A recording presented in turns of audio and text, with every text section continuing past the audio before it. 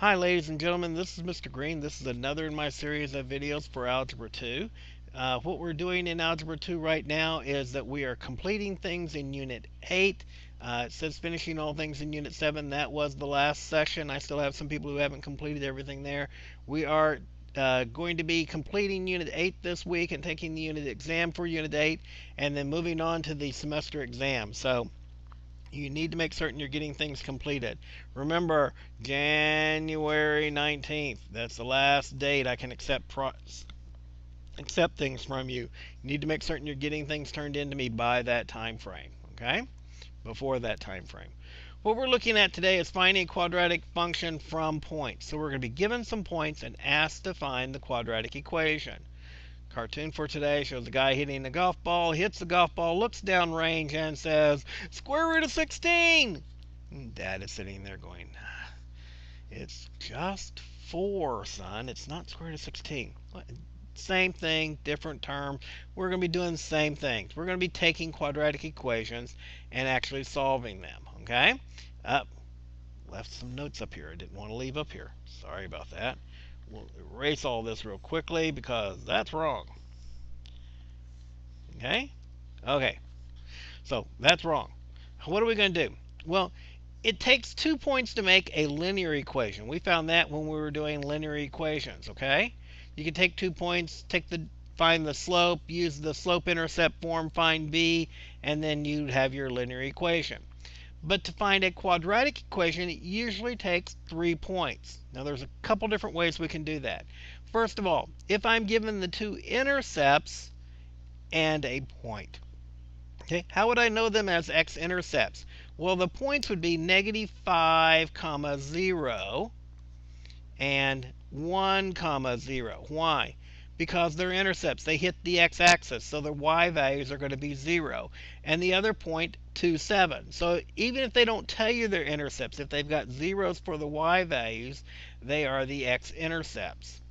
We have a form of the quadratic equation right here that uses those intercepts right there. So what is it? It says y equals a times x minus 5 and times x minus 1. Pause. Okay? So if I've got those, after I've plugged those 2 points in, I can then go down to y equals a times x plus 5 and x minus 1. Well, I still have this third point here that I haven't used yet. I'm going to use that for the x and the y values. I'm going to say that 7 is equal to a times, well, 5 plus 2 is 7, right? And 2 minus 1 is 1. So if I'm multiplying by 1, that doesn't make any difference. I'm going to divide by 7 here, and I'm going to get that a equals 1. So I got my quadratic equation now. Y equals x plus 5, x minus 1. That is a quadratic equation. It's in factored form, but it is a quadratic equation. If I wanted to find it in standard form, I'd use FOIL, and I would have x squared minus 4x minus 5 would be my standard form equation. Okay? So, just as long as I've got 3 points that aren't all in a line, and they are 3 points on the quadratic equation, I can find the quadratic equation. This was doing it with the 2 x-intercepts. Let's try it with that again, with 2 more x-intercepts, see what we come up with. Okay? So y equals a times x minus, the first intercept was negative 6, times x minus, and the second one's at 1/2, it's 1/2, so x minus 1/2. So writing that a little bit nicer, y equals a times x plus 6, x minus 1/2. Okay? Let's stick the point 2, 8 into the equation. 8 is equal to a times 2 plus 6 is 8. 2 minus 1/2 is 3/2. So if I divide by 8, what do I get? I get 1 equals a times 3 over 2. So if I divide by 3 over 2, I can divide this side by 3 over 2, I'm going to get that a is equal to 2 over 3. There's my equation. Y equals 2/3 x plus 6 x minus 1/2. Okay? So you know what? There is an easier way to write that one. If I multiply this 2 into this equation right here, it helps me a little bit, and I get that y is equal to 1/3 x plus 6 2x minus 1.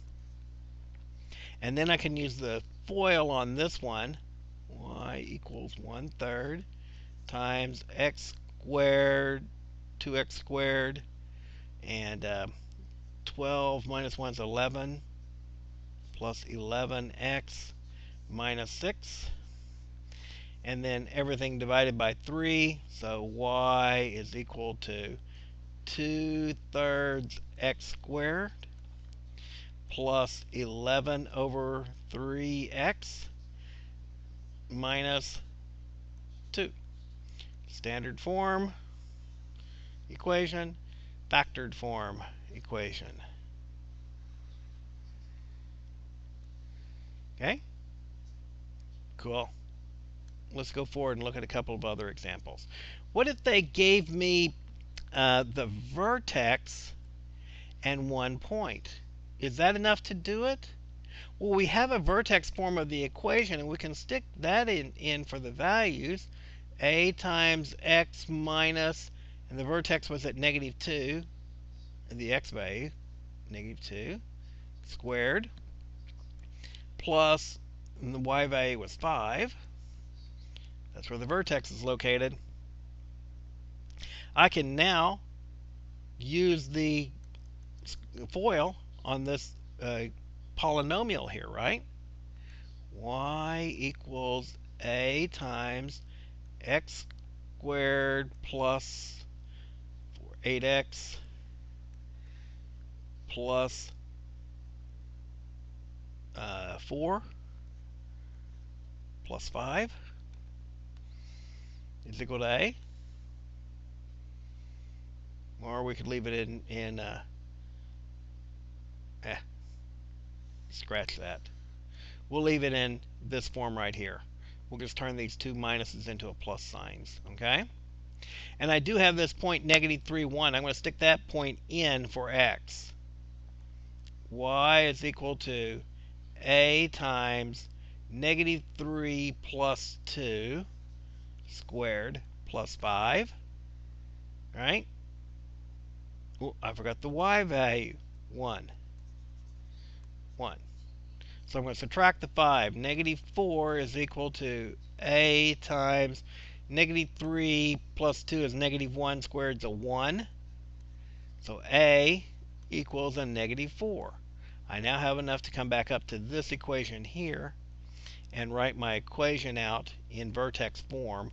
Y is equal to a -4 times x plus 2 quantity squared plus 5. Now, I want to check that. The way I'm going to check that is with my calculator. I'm going to go to y equals. I'm going to clear it.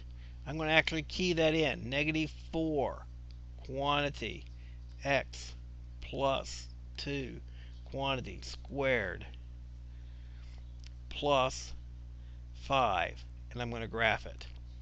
It should, whoops, what did it do wrong there? Let's try it again. Oh, I'm sorry, I left off a parenthesis. Parenthesis x plus 2 parenthesis squared. Ugh, I got too many squares in there now. Not to the 22nd squared. Okay. Okay. Now that'll work. Graph it. It's still in that zoom mode from the last class. Let's put it back in regular mode. Okay, that's what it looks like. Now, I wanted to look at the second table. My vertex better be at negative 2, 5. So if I go to negative 2 here, I better get negative 2, 5 as in my equation. It is. And if I look on both sides of it, the numbers are getting smaller. So I know that's good. And then it has the point negative 3, 1 in it.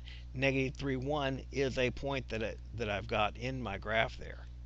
So I have found the correct equation here because it contains those 2 points that we were looking at there. Cool? Cool. So let's just say that we were given 3 completely random points. How would we go about doing it? Well, I'm going to take the x values and substitute them in. Negative 5, negative 5.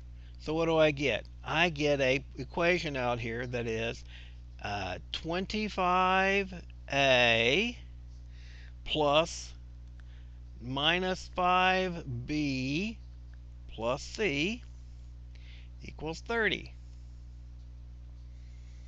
Okay?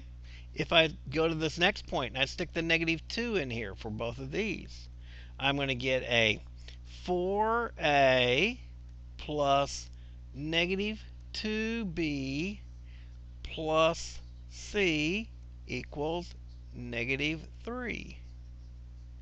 And if I stick the 1 in for x in both of these two equations, I'm going to get a plus b plus c is equal to 0.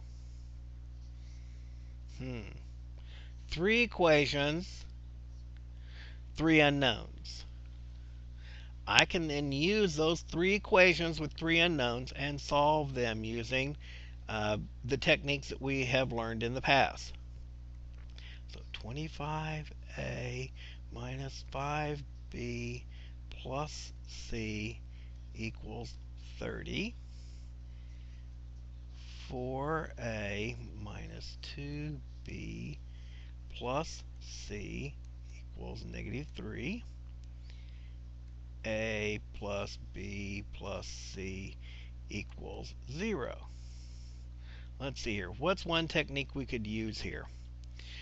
One technique that we could use to solve this we call it substitution. I need to solve for one of the variables to begin with. I'm going to solve for c in this one because it's easy. Okay? So what am I going to get? I'm going to get 4a minus 2b plus 3 equals, I'm going to make this a negative c. I now have a value for c that I can substitute into these other equations. I'm going to substitute this into this equation right here. And I'm going to get that a plus b plus negative 4a plus 2b minus 3 equals 0. Well, combining my like terms here, I'm going to get a negative 3a plus 3b minus 3 equals 0.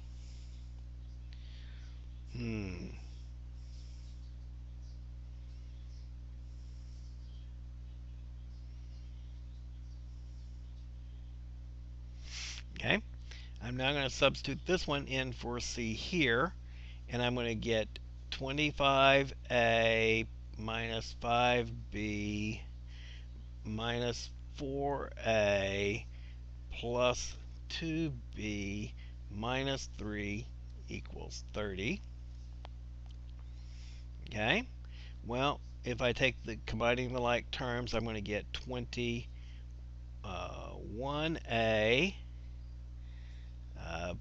minus 3b minus 3 I'm going to add the 3 to both sides, equals 33. Okay?